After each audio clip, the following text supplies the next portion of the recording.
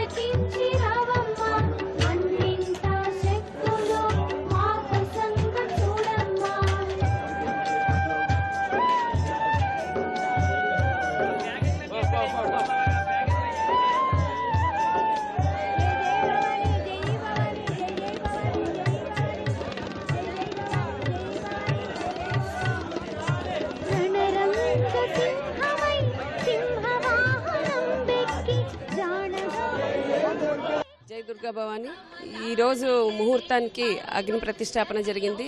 ఏర్పాట్లు పూర్తి స్థాయిలో ఉన్నాయండి. పోలీసు, రెవెన్యూ ఇప్పటికే రిపోర్ట్ చేస్తున్నారు. వైజాగ్ నుంచి ఈసారి కొత్తగా శ్రీవారి సేవకులు వస్తున్నారు. పూర్తి స్థాయిలో మేము సంసిద్ధమే అని చెప్పొచ్చు. గిరి ప్రదక్షిణకి కూడా బిఎంసీ వారు స్పందించి చాలా మటుకు చేశారు. ఇంకా 1-2 ఏమన్నా ఉంటే సర్దుకుంటాం.